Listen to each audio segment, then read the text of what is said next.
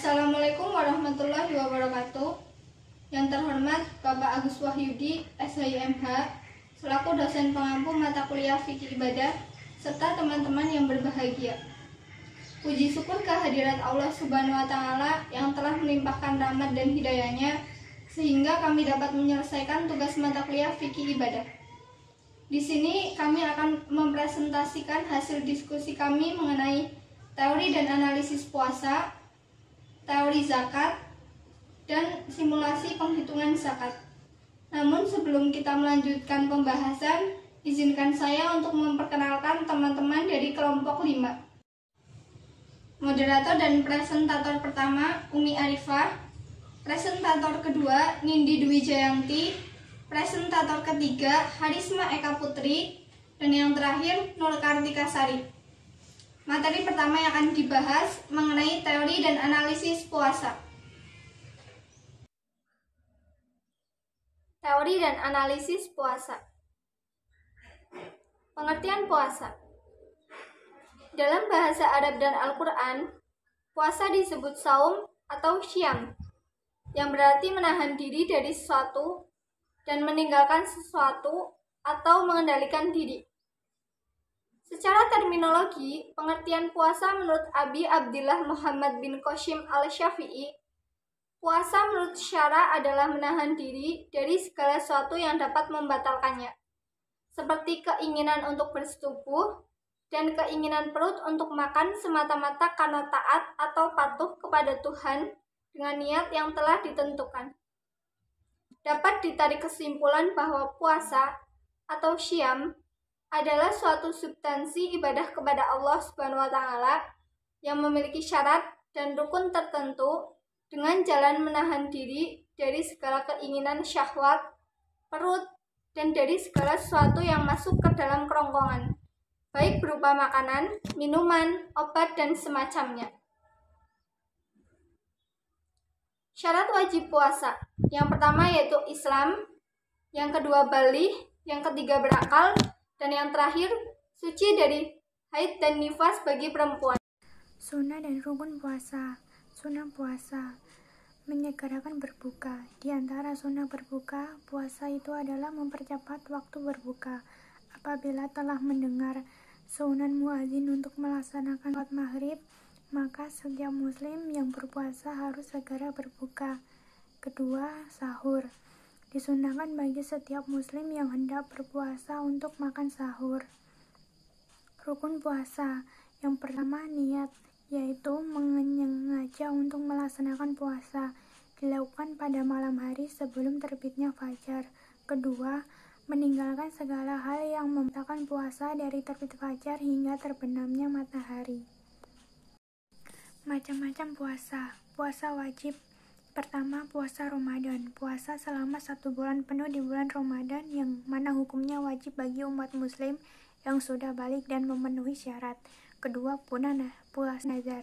Puasa yang harus dilakukan karena adanya sebuah janji nazar secara bahasa adalah janji. Ketiga, puasa kafarat atau kifarat. Ibadah puasa yang dilakukan untuk menggantikan atau denda atas pelanggarannya yang hukumnya wajib. Puasa sunnah. Pertama, puasa Arafah, yaitu ibadah puasa yang dikerjakan pada hari ke-9 bulan Dzulhijjah bagi mereka yang tidak melaksanakan ibadah haji. Kedua, puasa Senin Kamis adalah ibadah puasa yang dilakukan khusus pada hari Senin dan Kamis. Ketiga, puasa Tasu'a, puasa sunnah yang dikerjakan setiap tanggal 9 Muharram. Keempat, puasa Syawal, puasa 6 hari pada bulan Syawal atau setelah selesai bulan Ramadan. Kelima, puasa Daud. Puasa Daud atau dikenal dengan puasa selang-seling, 1 hari ini berpuasa lalu keesokan harinya tidak berpuasa. Puasa Ma'ruh, puasa yang dilakukan pada hari Jumat atau Sabtu dengan niat yang dikhususkan atau disengaja maka hukumnya ma'ruh, kecuali bermaksud atau berniat mengqadha puasa Ramadan. Puasa karena nazar ataupun kifarat. Puasa haram. Pertama, puasa Idul Fitri. Puasa di saat hari raya Idul Fitri yang jatuh pada tanggal 1 Syawal yang mana hari ini ditetapkan sebagai hari raya umat muslim, diharamkan bagi umat muslim untuk berpuasa. Kedua, Idul Adha, puasa di hari raya kurban juga dilarang untuk dilakukan pada tanggal 10 Zulhijjah. Ketiga, puasa hari Tasyrik. Berpuasa di hari Tasyrik yang jatuh pada tanggal 11, 12, 13 Zulhijjah. Keempat, puasa setiap hari atau sepanjang tahun dan selamanya. Hikmah puasa di bulan Ramadan. Yang pertama, melatih kejujuran. Kedua, melatih kesabaran. Yang kedua, zakat. Pengertian zakat. Zakat secara harfiah berarti tumbuh atau numu dan bertambah atau ziyadah. Menurut istilah, zakat berarti harta yang wajib dikeluarkan apabila memenuhi syarat-syarat yang telah ditentukan oleh agama dan diberikan kepada 8 golongan yang berhak menerima zakat atau mustahik. Ketentuan zakat wajib bagi seluruh umat muslim yang mampu. Hal itu dibahas dalam Al-Quran surat An-Nur ayat 56 yang berbunyi, wa aqimus sholata wa atuz zakata wa ati'ur rasula la'alakum turhamun, yang berarti, dan dirikanlah sembahyang, tunaikanlah zakat, dan taatlah kepada Rasul supaya kamu diberikan rahmat. Yang kedua yaitu rukun zakat. Rukun zakat ialah mengeluarkan sebagian dari harta atau nisab dengan melepaskan kepemilikan terhadap hartanya, menjadikan harta tersebut sebagai milik orang fakir dan menyerahkan kepadanya, atau harta tersebut diserahkan kepada wakilnya, yakni imam atau orang yang bertugas untuk memungut zakat. Yang ketiga, syarat zakat.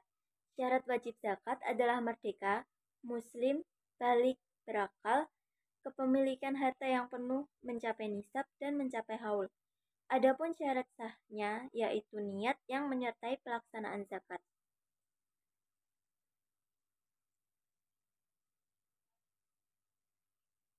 Macam-macam zakat. Zakat dibagi menjadi dua, yaitu zakat fitrah dan zakat mal.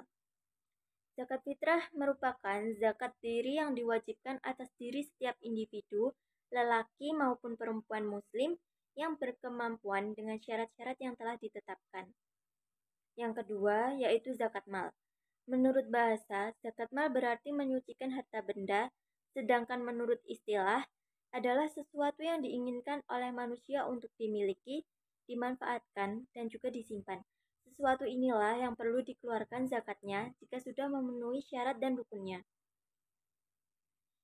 Zakat mal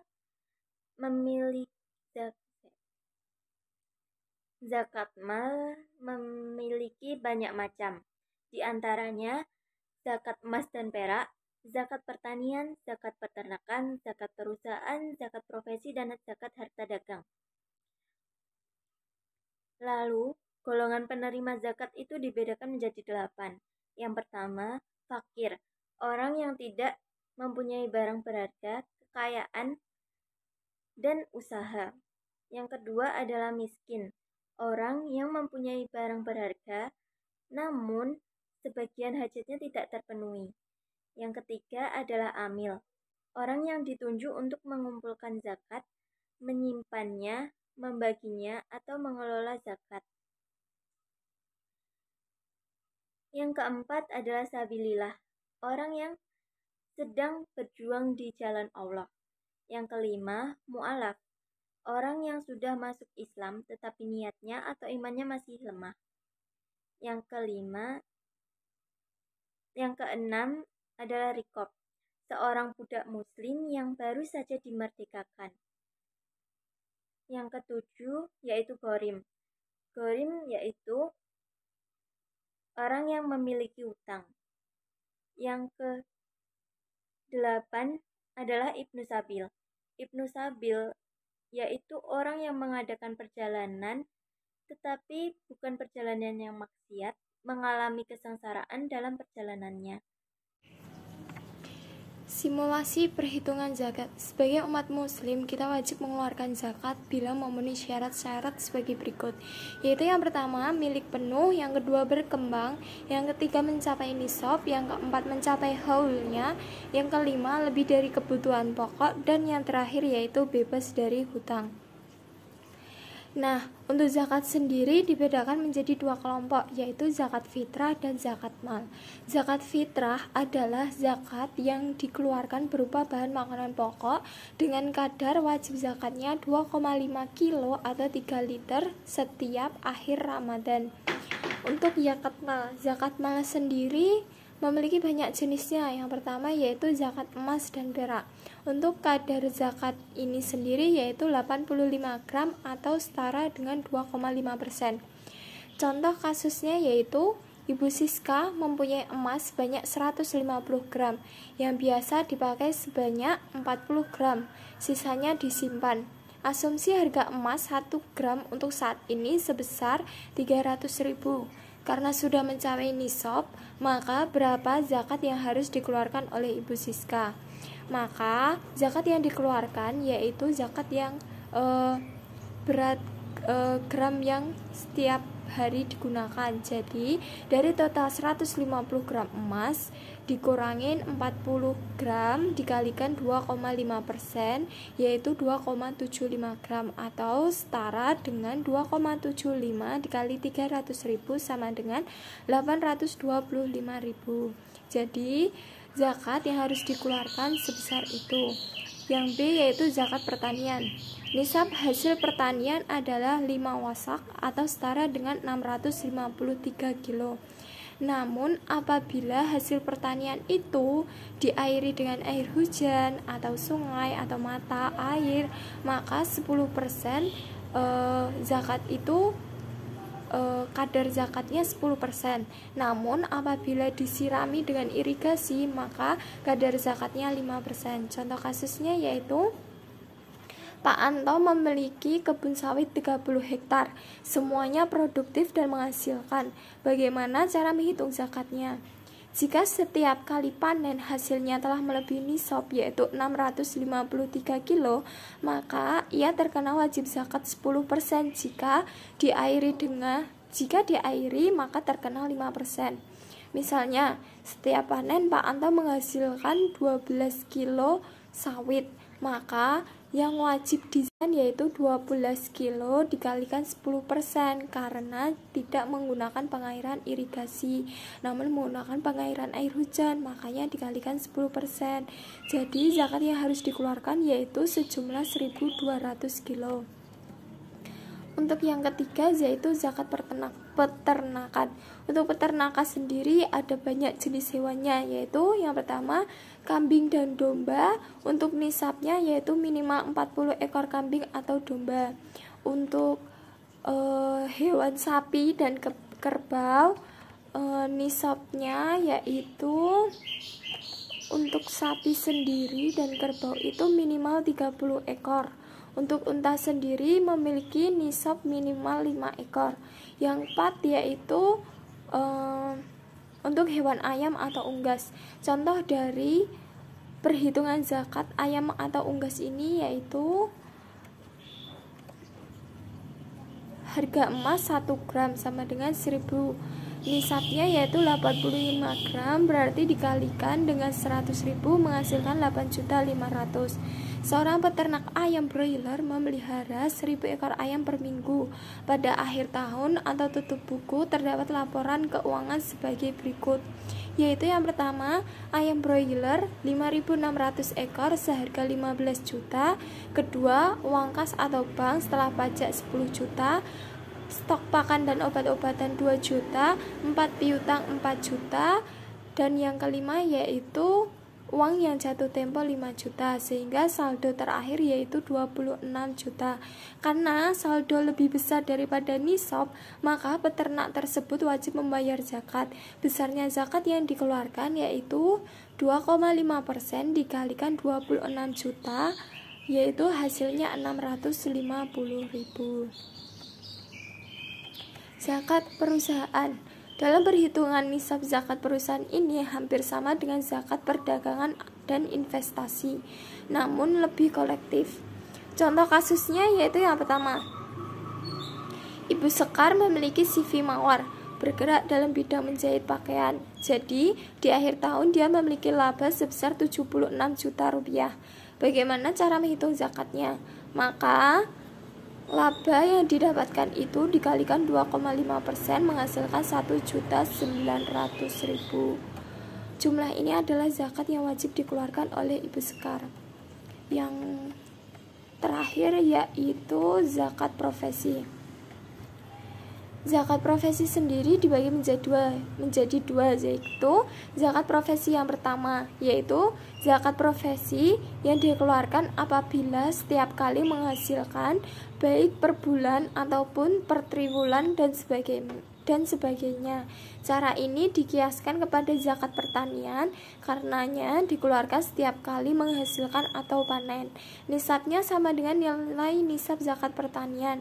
Namun para ulama sepakat bahwa zakat yang dikeluarkan sebesar 2,5%. Yang kedua yaitu zakat profesi yang kedua. Zakat profesi yang kedua ini dikiaskan dengan zakat emas yaitu sebesar 85 gram. Karenanya dikeluarkan setiap tahun bukan setiap per bulan maupun triwulan. Contoh kasusnya yaitu Bapak Ahmad berpenghasilan setiap bulannya 6.500.000. Setelah dipergunakan untuk berbagai keperluan primer maupun sekunder tersisa 3.500.000. Berapa zakat yang harus dikeluarkan? Berarti jawabannya sisa uang tersebut kemudian diakumulatifkan selama 1 tahun. Maka 3.500.000 dikalikan 12 sama dengan 42 juta. Karena nilai tersebut sudah mencapai nisab, maka 42 juta itu dikalikan 2,5% sebesar 1.050.000. Berarti zakat yang harus dikeluarkan oleh Bapak Ahmad setiap tahunnya yaitu sebesar 1.050.000. Yang terakhir yaitu pembahasan tentang hikmah zakat. Kita sebagai umat muslim kita wajib mengeluarkan zakat bukan tanpa alasan, karena ketika kita berzakat akan memberikan banyak manfaat bagi diri kita sendiri dan harta yang kita miliki. Berikut hikmah zakat, yaitu yang pertama, sebagai perwujudan keimanan kepada Allah Subhanahu wa Ta'ala dan keyakinan terhadap kebenaran ajarannya. Yang B, perwujudan rasa syukur atas nikmat yang telah diberikan Allah Subhanahu wa Ta'ala. Yang C, menghapus sifat kikir, mementingkan diri sendiri, serta sifat bakhil lainnya yang dapat menjauhkan manusia dari rahmat Tuhan.